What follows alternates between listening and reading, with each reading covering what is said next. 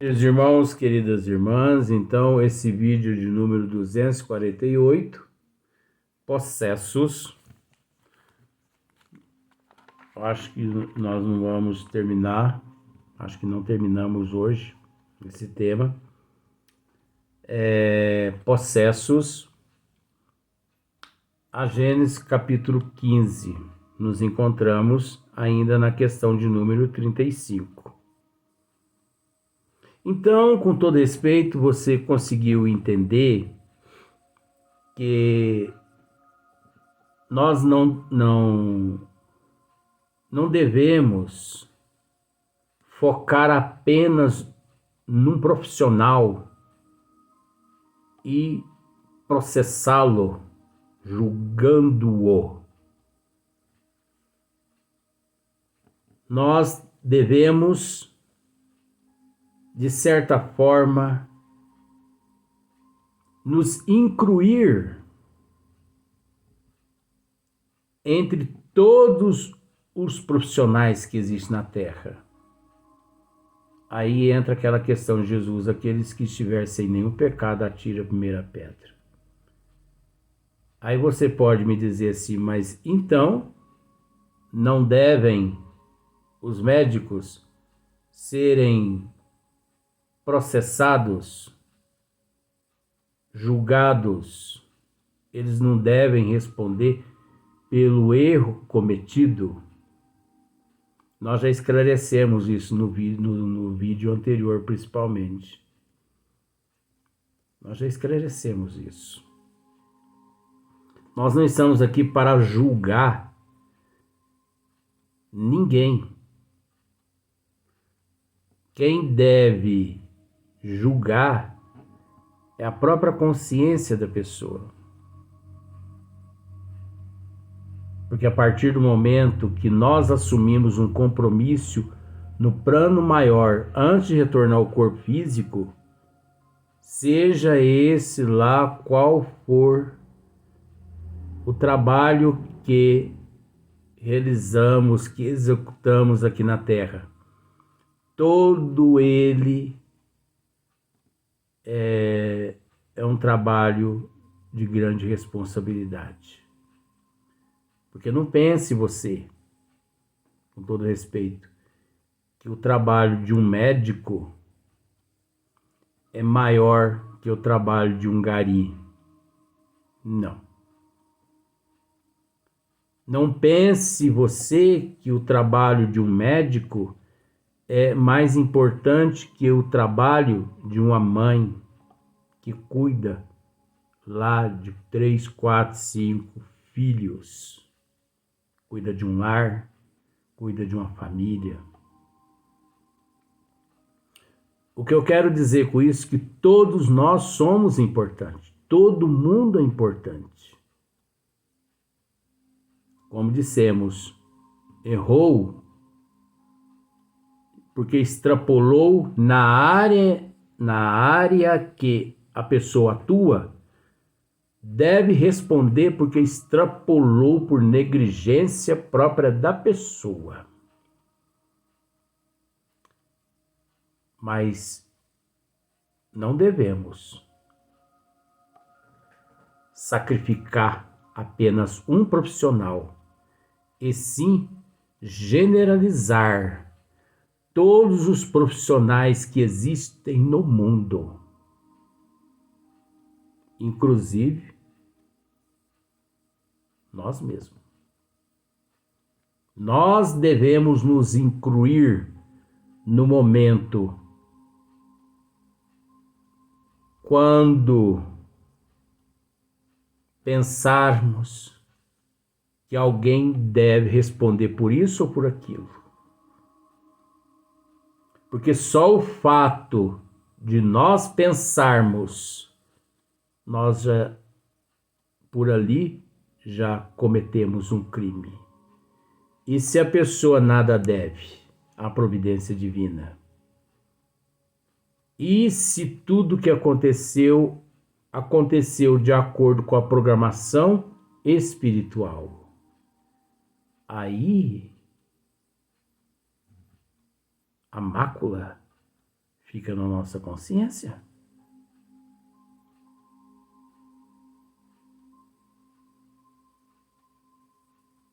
Por isso que o Evangelho nos diz,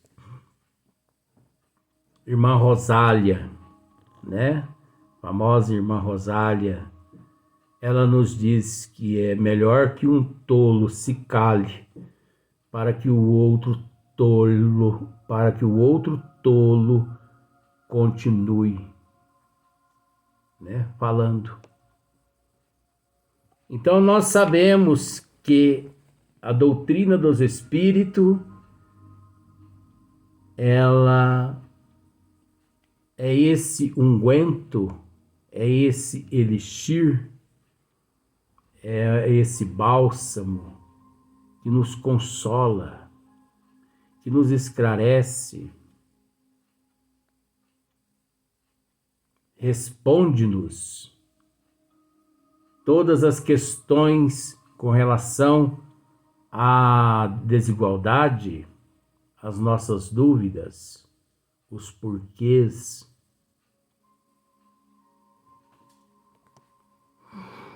Na questão de número 36, os fariseus diziam que por influência dos demônios é que Jesus expulsava os demônios. Olha só para você ver quanta pobreza de espírito. Os fariseus diziam que por influência dos demônios é que Jesus expulsava os demônios. Segundo eles, o bem que Jesus fazia era obra de Satanás. Eles não refletiam. Se Satanás expulsasse a si mesmo, praticaria rematada insensatez. É de notar-se que os fariseus daquele tempo já pretendesse que toda faculdade transcendente e, por esse motivo, reputada sobrenatural, era obra do demônio, pois que, na opinião deles, era do demônio que Jesus recebeu o poder de que dispunha. É esse mais um ponto de semelhança daquela com a época atual e tal doutrina. É ainda que a Igreja procura fazer que prevaleça hoje contra as manifestações espíritas. Então, se nós pararmos para observar, para analisar, Jesus trabalhava para o demônio, segundo eles.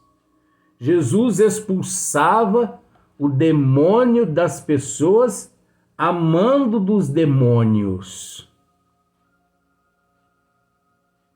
Então, esses demônios, eles, de certa forma, se destruíam. Mas aí Kardec, ele, em nota de rodapé, ele tece um comentário. Mas o mais interessante é que, mesmo no século XXI, depois de 21 séculos, sempre pregando a mesma coisa e sabendo que tudo isso não passa-se de mitologia, de falta de conhecimento e de ignorância, mesmo assim, no ano de 2023, o catolicismo continua pregando de que Jesus expulsava a mando dos demônios. Ou os fariseus, olha só para você ver. Nota de Kardec no rodapé. Nem todos, aí ó, Kardec ele fez uma análise e ele ele descobriu que nem todos os teólogos eram a favor dessa lei que na época se pregava. Nem todos os teólogos, porém, adotam opiniões tão absolutas sobre a doutrina demoníaca. Aqui está uma cujo valor o clero não pôde contestar. Então, o clero não pôde contestar essa realidade exposta por um bispo. Deixa eu ver aqui. Então, o clero não pôde contestar, emitida por um eclesiástico. Olha só para você ver. Monsenhor Frecion, bispo de Hermópolis, na seguinte passagem das suas conferências sobre a religião. Termo 2, página 341, Paris, 1825. Então, ele diz assim, ó: se Jesus operasse seus milagres pelo poder do demônio, este houvera trabalhado pela destruição do seu império e teria empregado contra si próprio o seu poder. Olha, esse eclesiástico, né, esse bispo, o que o clero não pôde contestar. Porque contestar isso aqui, com todo respeito ao termo, é burrice demais, é cegueira demais. Certamente, um demônio que procurasse destruir o reinado do vício para implantar o da virtude seria um demônio muito singular. Né? Eis porque Jesus, para repelir a absurda acusação dos judeus, lhes dizia: se opero prodígios em nome do demônio, o demônio está dividido consigo mesmo. Ué, então o demônio está dividido aí. Não é verdade? O demônio está dividido. Ele está perdidinho. Vamos dizer assim, que o demônio, ele fumou o cachimbinho da paz, vamos pensar por esse lado, que está maluquinho. Ele está dividido. Ao mesmo tempo que ele amealha pessoas pobres de espírito, ele já manda Jesus ir lá e curar aquelas pessoas. Como? Por exemplo, o demônio, isso a gente sabe que é mitologia, mas vamos tratar desse jeito. O demônio amealha 1000 pessoas para ele. E essas pessoas caem na bagunça, né? Pobres de espírito mesmo. E ao mesmo tempo, o demônio que amealhou essas 1000 pessoas fala para Jesus assim: vai lá e as cura. E Jesus vai lá e cura aquelas 1000 pessoas. O o demônio está trabalhando contra ele mesmo. Né? Se opera o prodígio em nome do demônio, o demônio está dividido consigo mesmo. Trabalha, conseguintemente, por se destruir a si próprio. Resposta que não admite réplica. Resposta que não admite réplica. É precisamente o argumento que os espíritas opõem aos que atribuem ao demônio os bons conselhos que os espíritos lhes dão. O demônio agiria então como um ladrão profissional que restituísse tudo o que houvesse roubado e exortasse os outros ladrões a se tornarem pessoas honestas. O que demônio bonzinho, né? Agora nós estamos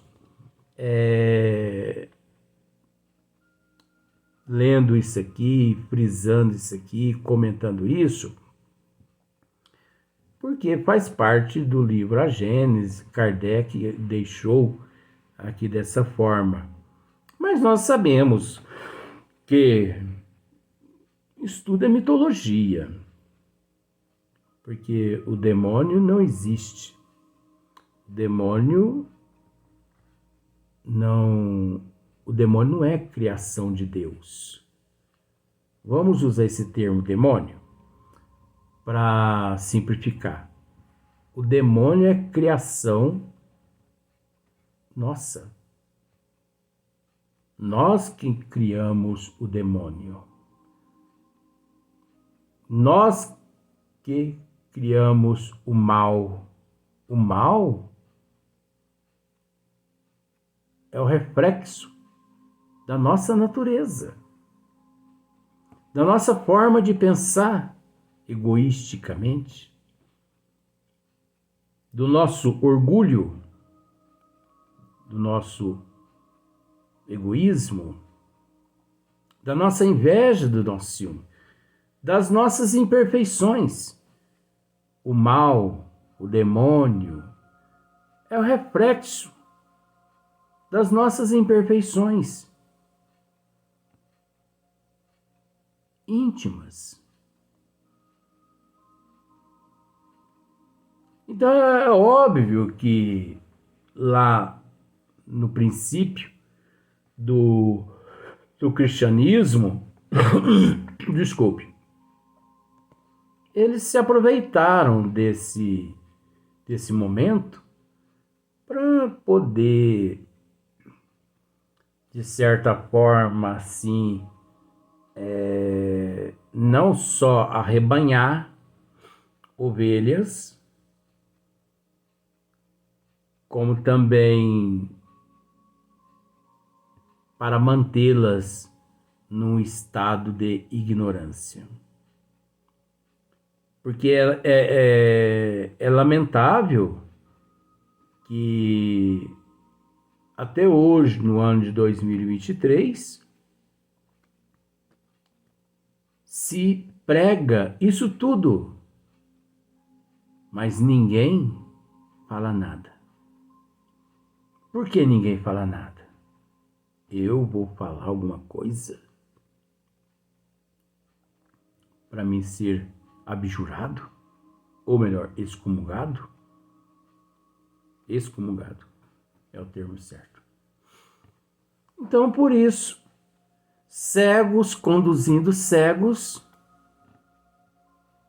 a tendência é que caiam todos no mesmo precipício. Agora, aqueles que buscam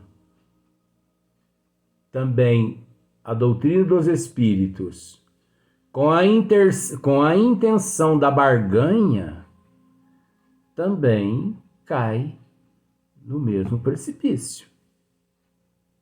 Não se isenta ninguém. Foi com más intenções, com interesse? Sim. Ah, não fui não. Mas está registrado na consciência. A consciência sabe e Deus sabe.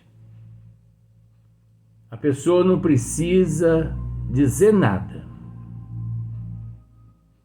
porque na consciência tudo está registrado. Então, o próximo tema agora, ressurreições. Então, nas ressurreições tem a filha de Jairo, o filho da viúva de Naim, né? Jesus caminha sobre a água, transfiguração, tempestade apracada. Então, tem muitos temas pela frente, né? Uma vez que o tema principal é ressurreições. Mas nós vamos deixar para o próximo vídeo, no próximo dia.